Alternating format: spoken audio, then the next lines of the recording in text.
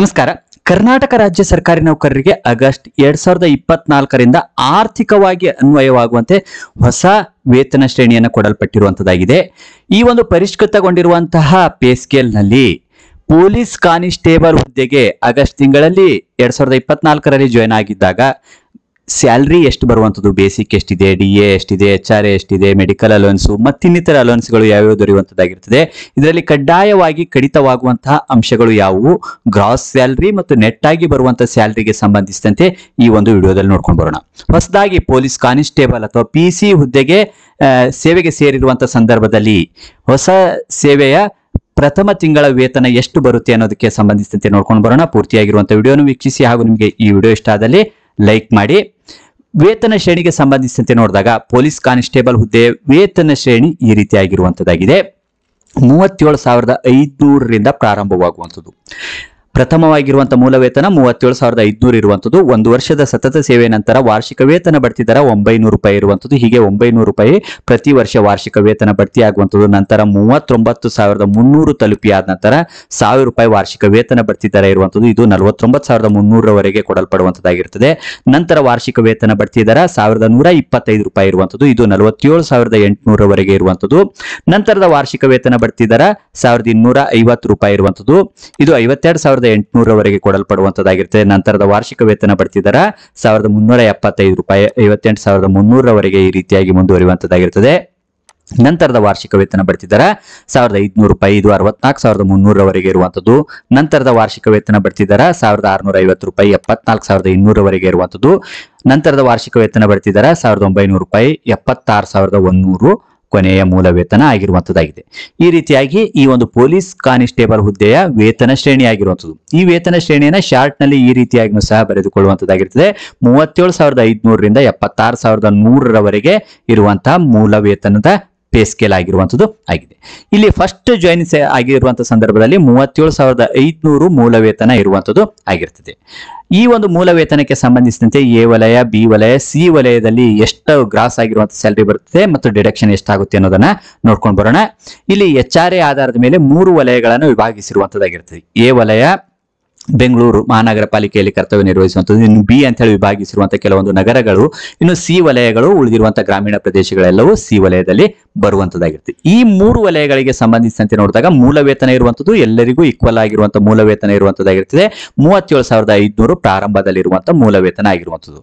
ಒಂದು ವೇಳೆ ಹೆಚ್ಚಿನ ಸರ್ವಿಸ್ ಆಗಿದ್ದಲ್ಲಿ ಈ ಮೂಲ ವೇತನ ಎಷ್ಟು ಹೆಚ್ಚಾಗಿರ್ತದೆ ಅದಕ್ಕೆ ಸಂಬಂಧಿಸಿದಂತೆ ಇಲ್ಲಿ ಮೂಲ ವೇತನವನ್ನು ಅಳವಡಿಸಿಕೊಂಡು ಕ್ಯಾಲ್ಕುಲೇಷನ್ ಮಾಡ್ಕೊಂಡು ಬರ್ಬೋದಾಗಿರುವಂಥದ್ದು. ಮೂಲ ವೇತನ 37,500. ಈ ಮೂಲ ವೇತನಕ್ಕೆ ದೊರೆಯುವಂತಹ ಅಲೋವೆನ್ಸ್ಗಳು ಮೊದಲನೇದಾಗಿ ತುಟ್ಟಿ ಭತ್ಯೆ, DA ಅಂತ ಇದನ್ನ ಕರೆಯುವಂತದ್ದಾಗಿರ್ತದೆ. ಪ್ರಸ್ತುತ ಇರುವಂತಹ ತುಟ್ಟಿ ಭತ್ಯೆ ದರ 8.5% ಇರುವಂತದ್ದಾಗಿರ್ತದೆ. ಈ ಒಂದು ತುಟ್ಟಿ ಭತ್ಯೆಯ ದರವು ಸಾಮಾನ್ಯವಾಗಿ ಜನವರಿಯಿಂದ ಅನ್ವಯ ಆಗುವಂತೆ ಒಂದು ಮಾರ್ಚ್ ಅಥವಾ ಏಪ್ರಿಲ್ ತಿಂಗಳಲ್ಲಿ ಹೆಚ್ಚಳ ಮಾಡಿರುವಂತಹ ಆದೇಶ ಹೊರಡಿಸುವಂತದ್ದಾಗಿರುತ್ತೆ. ಇನ್ನು ಎರಡನೇದು ಅದೇ ವರ್ಷದಲ್ಲಿ ಜುಲೈಯಿಂದ ಅನ್ವಯವಾಗುವಂತೆ ಅಕ್ಟೋಬರ್ ಅಥವಾ ನವೆಂಬರ್ ತಿಂಗಳಲ್ಲಿ ಹೊಸದಾಗಿರುವಂತಹ ಆದೇಶ ಹೆಚ್ಚಳವಾಗಿರುವಂತಹ ಆದೇಶ ಹೊರಡಿಸುವಂತದ್ದಾಗಿದೆ. ಇದು ಸಾಮಾನ್ಯವಾಗಿ ಹೊರಡಿಸುವಂತಹ ಆದೇಶವಾಗುವಂಥದ್ದು. ಕೆಲವೊಂದು ಟೈಮಲ್ಲಿ ವ್ಯತ್ಯಾಸ ಸಹ ಆಗುವಂತದ್ದಾಗಿರ್ತದೆ. ಈಗ ಇರುವಂತಹ ಪ್ರಸ್ತುತ ತುಟ್ಟಿ ಭತ್ಯೆ ದರ 8.5%. 37,500ಕ್ಕೆ 8.5% ತೆಗೆದುಕೊಂಡಾಗ 3,188 ರೂಪಾಯಿ ಆಗುವಂತದ್ದಾಗಿರ್ತದೆ. ಈ 3 ವಲಯಗಳಲ್ಲೂ ಸಹ ಇದು ಒಂದೇ ರೀತಿಯಾಗಿರುವಂತಹ ತುಟ್ಟಿ ಭತ್ಯೆ ಇರುವಂತದ್ದಾಗಿರುತ್ತೆ. ನಂತರ ದೊರೆಯುವಂಥದ್ದು HRA, ಹೌಸ್ ರೆಂಟ್ ಅಲೋವೆನ್ಸ್, ಮನೆ ಬಾಡಿಗೆ ಭತ್ಯೆ ಅಂತ ಹೇಳಿ ಇದಕ್ಕೆ ಕರೆಯಲಾಗುವಂತದ್ದಾಗಿರ್ತದೆ. ಈ ಮನೆ ಬಾಡಿಗೆ ಭತ್ಯೆಯು 3 ವಲಯಗಳಲ್ಲೂ ಸಹ ಬೇರೆ ಬೇರೆ ರೀತಿಯಾಗಿರುವಂಥದ್ದು. A ವಲಯದಲ್ಲಿ ಕರ್ತವ್ಯ ನಿರ್ವಹಿಸ್ತಾ ಇದ್ದಲ್ಲಿ 20% ಮನೆ ಬಾಡಿಗೆ ಭತ್ಯೆ ಇರುವಂಥದ್ದು 7,500 ರೂಪಾಯಿ. ಈ ಮೂಲ ವೇತನ 37,500ಕ್ಕೆ ಕ್ಯಾಲ್ಕುಲೇಷನ್ ಮಾಡ್ಕೊಂಡಾಗ 7,500 ರೂಪಾಯಿ HRA 20% ಆಗುವಂಥದ್ದು. ಇನ್ನು B ವಲಯದಲ್ಲಿ 15% ಇರುವಂತದ್ದಾಗಿದೆ. ಇದನ್ನ ಕ್ಯಾಲ್ಕುಲೇಷನ್ ಮಾಡ್ಕೊಂಡಾಗ 5,625 ರೂಪಾಯಿ ಆಗುವಂಥದ್ದು. ಇನ್ನು C ವಲಯದಲ್ಲಿ ತೆಗೆದುಕೊಂಡಾಗ 7.5% ಇರುವಂಥದ್ದು. 37,500ಕ್ಕೆ ಕ್ಯಾಲ್ಕುಲೇಷನ್ ಮಾಡ್ಕೊಂಡಾಗ 2,813 ರೂಪಾಯಿ ಇರುವಂಥದ್ದು. ಹೀಗೆ HRA ಅಥವಾ ಮನೆ ಬಾಡಿಗೆ ಭತ್ಯೆಯು A, B, C ವಲಯಕ್ಕೆ ವಿಭಿನ್ನವಾಗಿರುವಂತದ್ದಾಗಿರ್ತದೆ.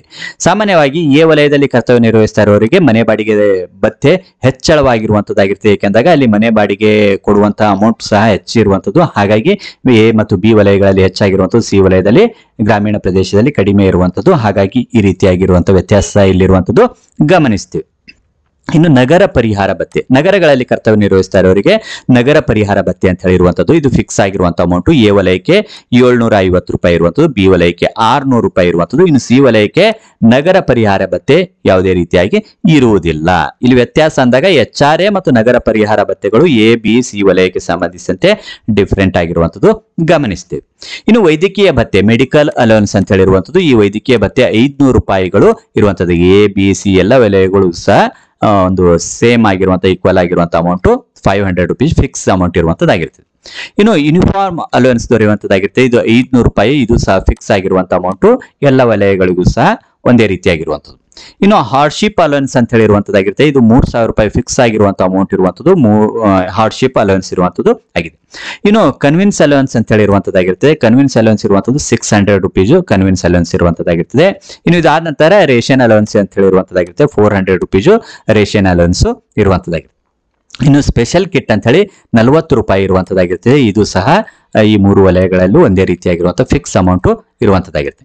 ಈಗ ಒಟ್ಟಾರೆಯಾಗಿ ನೋಡಿದಾಗ ಎ ವಲಯದಲ್ಲಿ ಇವುಗಳೆಲ್ಲ ಕೊಡಲ್ಪಡುವಂತದ್ದಾಗಿರ್ತದೆ. ವ್ಯತ್ಯಾಸ ಇರುವಂತದ್ದು ಏನಂದಾಗ HRA ಮತ್ತು ನಗರ ಪರಿಹಾರ ಭತ್ಯೆಗಳಲ್ಲಿ ಎರಡರಲ್ಲಿ ಮಾತ್ರ ವ್ಯತ್ಯಾಸ ಇರುವಂತದ್ದು, ಉಳಿದಿರುವಂತದ್ದು ಎಲ್ಲವೂ ಸಹ ಒಂದೇ ರೀತಿಯಾಗಿರುವಂತದ್ದು. ಇವುಗಳನ್ನೆಲ್ಲ ಟೋಟಲ್ ಮಾಡಿಕೊಂಡಾಗ ಗ್ರಾಸ್ ಆಗಿ ಎ ವಲಯದಲ್ಲಿ 53,978 ರೂಪಾಯಿ ದೊರೆಯುವಂತದ್ದು. ಇನ್ನು ಬಿ ವಲಯಕ್ಕೆ ಬಂದಾಗ ಇದನ್ನ ಗ್ರಾಸ್ ಆಗಿ ನೋಡ್ಕೊಂಡಾಗ 51,953 ರೂಪಾಯಿ ಬರುವಂತದ್ದಾಗಿರ್ತದೆ. ಇನ್ನು ಸಿ ವಲಯಕ್ಕೆ ಬಂದಾಗ ಗ್ರಾಸ್ ಆಗಿರುವಂತದ್ದು ಎಷ್ಟು ಬರ್ತದೆ ಅಂದಾಗ 48,541 ರೂಪಾಯಿ ಗ್ರಾಸ್ ಆಗಿ ಬರುವಂತದ್ದು. ಈ ಗ್ರಾಸ್ ಆಗಿರುವಂತಹ ಅಮೌಂಟ್ ಎಲ್ಲವೂ ಸಹ ಅಕೌಂಟಿಗೆ ಬರುವುದಿಲ್ಲ. ಇದರಲ್ಲಿ ಕೆಲವೊಂದಿಷ್ಟು ಕಡ್ಡಾಯವಾಗಿ ಕಡಿತಗಳನ್ನ ಮಾಡ್ಕೊಳ್ಬೇಕಾಗಿರುವಂತದ್ದು. ಈ ಕಡಿತಗಳಿಗೆ ಸಂಬಂಧಿಸಿದಂತೆ ನೋಡ್ಕೊಂಡಾಗ ಎಷ್ಟು ಕಡ್ಡಾಯವಾಗಿ ಕಡಿತಗಳಾಗುವಂಥದ್ದು, ನಾವು ಮಿನಿಮಮ್ ಆಗಿ ಆಗ್ಬೇಕಾಗಿರುವಂತಹ ಕಡ್ಡಾಯ ಕಡಿತಗಳಿಗೆ ಸಂಬಂಧಿಸಿದಂತೆ ಇಲ್ಲಿ ನೋಡ್ಕೊಂಡಿರುವಂತದ್ದು. ಇದಕ್ಕಿಂತಲೂ ಸ್ವಲ್ಪ ಹೆಚ್ಚಳ ಬೇಕಾದಲ್ಲಿ ಹೆಚ್ಚಿನ ಕಡಿತಗಳನ್ನು ಸಹ ಮಾಡಿಕೊಳ್ಳುವುದಕ್ಕೆ ಅವಕಾಶ ಇರುವಂತದ್ದಾಗಿರ್ತದೆ. ಇಲ್ಲಿ ಮೊದಲನೇದಾಗಿ PT ವೃತ್ತಿ ತೆರಿಗೆ ಇರುವಂತ ಪ್ರೊಫೆಷನಲ್ ಟ್ಯಾಕ್ಸ್ ಬರುವಂತದ್ದು, ಇದು ಕಡ್ಡಾಯವಾಗಿ ಮಾಡಬೇಕಾಗಿರುವಂತ ಕಡಿತ ಇರುವಂತದ್ದು ಎಷ್ಟಿರ್ತದೆ ಅಂದಾಗ ಫಿಕ್ಸ್ ಆಗಿರುವಂತ ಅಮೌಂಟ್ 200 ರುಪೀಸ್ ಇರುವಂತದ್ದಾಗಿರುತ್ತೆ. ಇಲ್ಲಿ ಯಾವುದೇ ವಲಯದಲ್ಲಿ ಇರಲಿ ಎಲ್ಲರಿಗೂ ಈಕ್ವಲ್ ಇರುವಂತದ್ದು 200 ರುಪೀಸ್ ಇರುವಂತದ್ದಾಗಿರುತ್ತೆ. ಇದು ಆದ ನಂತರ GIS ಗ್ರೂಪ್ ಇನ್ಸೂರೆನ್ಸ್ ಇರುವಂತದ್ದಾಗಿರುತ್ತೆ, ಇದು ಸಹ ಫಿಕ್ಸ್ ಆಗಿರುವಂತ ಅಮೌಂಟ್ 480 ರುಪೀಸ್ ಕಡ್ಡಾಯವಾಗಿ ಕಡಿತ ಮಾಡಬೇಕಾಗಿರುವಂತದ್ದು. ಇನ್ನು ಇದಾದ ನಂತರ NPS 2006 ಏಪ್ರಿಲ್ ನಂತರ ಜಾಯಿನ್ ಆಗಿರುವಂತವರಿಗೆ ಕಡ್ಡಾಯವಾಗಿ NPS ಇರುವಂತದ್ದು, ನ್ಯೂ ಪೆನ್ಷನ್ ಸ್ಕೀಮ್ ಇರುವಂತದ್ದಾಗಿರುತ್ತೆ. ಈ ನ್ಯೂ ಪೆನ್ಷನ್ ಸ್ಕೀಮ್ ಯಾವ ರೀತಿಯಾಗಿ ಕ್ಯಾಲ್ಕುಲೇಷನ್ ಮಾಡ್ಕೊಳ್ಳೋದು ಅಂದಾಗ ಬೇಸಿಕ್ ಪ್ಲಸ್ DA ಗೆ 10%. ಇಲ್ಲಿರುವಂತ ಬೇಸಿಕ್ ಎಷ್ಟಿದೆ 37,500 ಮತ್ತು DA ಇರುವಂತದ್ದು ಈಗ ಪ್ರಸ್ತುತ ಇರುವಂತದ್ದು 3,188. ಇವೆರಡನ್ನ ಪ್ಲಸ್ ಮಾಡಿಕೊಂಡು ಇವೆರಡಕ್ಕೆ 10% ಮಾಡ್ಕೊಂಡಾಗ ಎಷ್ಟು ಬರ್ತದೆ 4,069 ರೂಪಾಯಿ ಒಂದು NPS ಆಗುವಂತದ್ದಾಗಿರ್ತದೆ. ಇಲ್ಲಿ ಮೂಲ ವೇತನ ವಾರ್ಷಿಕ ವೇತನ ಬಡ್ತಿದರ ನಂತರ ಮೂಲ ವೇತನ ಹೆಚ್ಚಳ ಆದಲ್ಲಿ NPS ಸಹ ಹೆಚ್ಚಳ ಆಗುವಂತದ್ದಾಗಿರುತ್ತೆ. ತುಟ್ಟಿ ಭತ್ಯೆ ನಂತರ DA ಹೆಚ್ಚಳ ಆದಲ್ಲೂ ಸಹ NPS ಹೆಚ್ಚಳವಾಗಬೇಕಾಗಿರುವಂತದ್ದಾಗಿರ್ತದೆ. ಈಗ ಈ ಒಂದು ಮೂಲ ವೇತನ ಮತ್ತು ತುಟ್ಟಿ ಭತ್ಯೆಗೆ ಇರುವಂತದ್ದು 4,069 ರೂಪಾಯಿ ಯಾವುದೇ ವಲಯದಲ್ಲಿರಲಿ ಎಲ್ಲರಿಗೂ ಸಹ ಇದು ಒಂದೇ ರೀತಿಯಾಗಿರುವಂತದ್ದಾಗಿದೆ.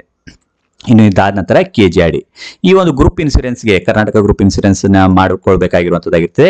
ಇದು ಎಷ್ಟಿರ್ತದೆ ಅಂದ್ರೆ ಈ ಒಂದು ಪೇ ಸ್ಕೇಲ್ಗೆ ಸಂಬಂಧಿಸಿದಂತೆ ಒಂದು ಚಾರ್ಟ್ ಇರುವಂತದ್ದಾಗಿರ್ತದೆ. ಆ ಒಂದು ಟೇಬಲ್ ನಲ್ಲಿ ಯಾವುದು ಬರುತ್ತೆ ಅದಕ್ಕೆ ನಾವು ಕಡ್ಡಾಯವಾಗಿ ಕಡಿತ ಮಾಡಬೇಕಾಗುವಂತದ್ದಾಗಿರ್ತದೆ. ಇದನ್ನು ಯಾವ ರೀತಿಯಾಗಿ ಕ್ಯಾಲ್ಕುಲೇಷನ್ ಮಾಡ್ಕೊಳ್ಳೋದು ಅಂತ ಹೇಳಿದಾಗ ಇಲ್ಲಿ ಮೂಲ ವೇತನ ಸ್ಟಾರ್ಟಿಂಗ್ ನಲ್ಲಿ ಇರುವಂತದ್ದು 37,500 ಪ್ರಾರಂಭವಾಗಿ 76,100 ಇರುವಂತದ್ದು. ಇವೆರಡನ್ನ ಪ್ಲಸ್ ಮಾಡಿ ಡಿವೈಡೆಡ್ ಬೈ 2 ಮಾಡಿ ಇದಕ್ಕೆ 6.25% ತೆಗೆದುಕೊಂಡಾಗ ಬರುವಂತದ್ದು 3,550 ರೂಪಾಯಿ ಆಗುವಂತದ್ದಾಗಿರುತ್ತೆ. ಅಥವಾ ಈ ಒಂದು KGID ಕಡ್ಡಾಯ ಡಿಡಕ್ಷನ್ ಮಾಡಬೇಕಾಗಿರುವಂತಹ ಟೇಬಲ್ ಸಹ ಇರುವಂತದ್ದಾಗಿರ್ತದೆ. ಆ ಟೇಬಲ್ ಅನ್ನು ನೋಡ್ಕೊಂಡು ಸಹ ಮಾಡ್ಕೊಳ್ಬಹುದಾಗಿರುವಂತದ್ದು. ಇದು ಕ್ಯಾಲ್ಕುಲೇಷನ್ ಮಾಡ್ಕೊಳ್ಳೋದಕ್ಕಾಗಿ ಇರುವಂತಹ ವಿಧಾನ ಆಗಿರುವಂತದ್ದು. 3,550 ರೂಪಾಯಿ ಕಡ್ಡಾಯವಾಗಿ KGID ಕಡಿತ ಮಾಡ್ಕೊಳ್ಬೇಕಾಗಿರುವಂತ.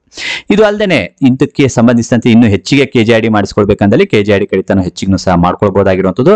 ಹೊಸದಾಗಿರುವಂತಹ ಪಾಲಿಸಿಗಳನ್ನು ಮಾಡಿಸಬಹುದು ಅಥವಾ ಈಗಿರುವಂತಹ ಪಾಲಿಸಿಯಲ್ಲಿ 3,550ಕ್ಕಿಂತ ಹೆಚ್ಚಿನ ಒಂದು ಡಿಡಕ್ಷನ್ ಆಗುವುದಕ್ಕಾಗಿ ಒಂದು ಅಪ್ಲಿಕೇಶನ್ ಫಾರ್ಮ್ ತುಂಬುತ್ತಾ ಇರುವಂತಹ ಸಂದರ್ಭದಲ್ಲಿ ಹೆಚ್ಚಿಗೆ ಮಾಡ್ಕೊಳ್ಬಹುದಾಗಿರುವಂತದ್ದು ಸಹ ಆಗಿರ್ತದೆ. ಈ ಅಮೌಂಟ್ ಲಾಸ್ಟ್ ಅಲ್ಲಿ ರಿಟೈರ್ಮೆಂಟ್ ಗಿಂತಲೂ 5 ವರ್ಷ ಮುಂಚಿತವಾಗಿ 55 ವರ್ಷ ಪೂರೈಸಿದ ನಂತರ ವಾಪಸ್ ಬರುವಂತಹ ಹಣ ಸಹ ಆಗಿರುವಂತದ್ದಾಗಿರ್ತದೆ.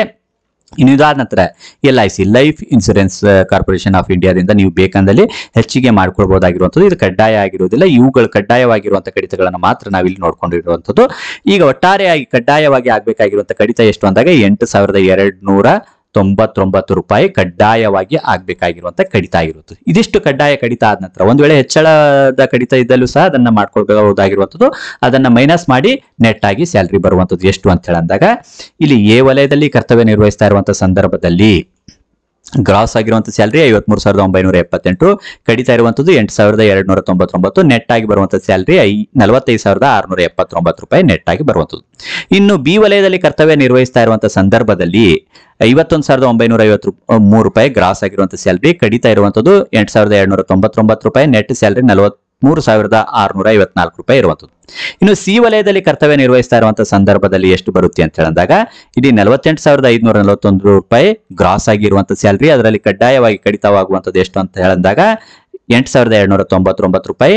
ಇನ್ನು ನೆಟ್ ಆಗಿರುವಂತಹ ಸ್ಯಾಲರಿ 40,242 ರೂಪಾಯಿ ಬರುವಂತದ್ದು ಆಗಿರ್ತದೆ. ಹೀಗೆ ಪ್ರಥಮ ಬಾರಿಗೆ ಈ ಒಂದು ತಿಂಗಳಲ್ಲಿ ಸೇವೆಗೆ ಸೇರಿದ್ದೆ ಆದಲ್ಲಿ ಇಷ್ಟು ಸ್ಯಾಲರಿ ದೊರೆಯುವಂಥದ್ದು. ಯಾರಾದರೂ ಈ ಒಂದು ಪಿಸಿಗೆ ಸಂಬಂಧಿಸಿದಂತೆ, ಪೊಲೀಸ್ ಕಾನ್ಸ್ಟೇಬಲ್ಗೆ ಸಂಬಂಧಿಸಿದಂತೆ ಪ್ರಿಪರೇಷನ್ ಮಾಡ್ಕೊಳ್ತಾ ಇರುವಂತಹ ಸಂದರ್ಭದಲ್ಲಿ ಫಸ್ಟ್ ಎಷ್ಟು ಸ್ಯಾಲರಿ ಬರುತ್ತೆ ಅನ್ನೋದನ್ನ ನಾವು ನೋಡ್ಕೊಳ್ಬೇಕು ಅಂದಲ್ಲಿ ಈ ಒಂದು ವಿಡಿಯೋದ ಮೂಲಕ ಸ್ಯಾಲರಿಯನ್ನು ಕ್ಯಾಲ್ಕುಲೇಷನ್ ಸಹ ಮಾಡ್ಕೊಳ್ಬಹುದಾಗಿರುವಂಥದ್ದು. ಒಂದು ವೇಳೆ ಇಲ್ಲಿ ಬೇಸಿಕ್ ಹೆಚ್ಚಳವಾಗಿದ್ದಲ್ಲಿ ಈ ಬೇಸಿಕ್ ಎಷ್ಟಿರ್ತದೆ ಅದನ್ನ ಸೇರಿಸಿಕೊಂಡು, ಈ ಬೇಸಿಕ್ ನಲ್ಲಿ ಹೆಚ್ಚಳವನ್ನು ಸೇರಿಸಿಕೊಂಡು ಕ್ಯಾಲ್ಕುಲೇಷನ್ ಸಹ ಮಾಡ್ಕೊಂಡು ಬರಬಹುದಾಗಿರುವಂತದ್ದಾಗಿರ್ತದೆ. ಇನ್ನು ಇತರ ಒಂದು ಹುದ್ದೆಗಳಿಗೆ ಸಂಬಂಧಿಸಿದಂತೆ ವೇತನ ಎಷ್ಟು ದೊರೆಯುತ್ತದೆ ಅನ್ನೋ ಒಂದು ಅಂಶದ ವಿಡಿಯೋಗಳನ್ನು ಸಹ ನಾವು ಸಿದ್ಧಪಡಿಸಿರುವಂತದ್ದು. ಒಂದು ವೇಳೆ ಅವುಗಳನ್ನು ವೀಕ್ಷಿಸಿರದೆ ಅದಲ್ಲಿ ಡಿಸ್ಕ್ರಿಪ್ಷನ್ ಬಾಕ್ಸ್ ನಲ್ಲಿ ಅವುಗಳ ಲಿಂಕ್ ಅನ್ನು ಕೊಟ್ಟಿರ್ತೇವೆ, ಅವುಗಳನ್ನು ಸಹ ವೀಕ್ಷಣೆ ಮಾಡ್ಕೊಂಡು ಬರಬಹುದು. ಈ ವಿಡಿಯೋ ನಿಮಗೆ ಇಷ್ಟ ಆದಲ್ಲಿ ಲೈಕ್ ಮಾಡಿ. ಮತ್ತೆ ಮುಂದಿನ ಭಾಗದಲ್ಲಿ ಇನ್ನಷ್ಟು ಮಾಹಿತಿಗಳೊಂದಿಗೆ ಭೇಟಿಯಾಗೋಣ. ಧನ್ಯವಾದಗಳು.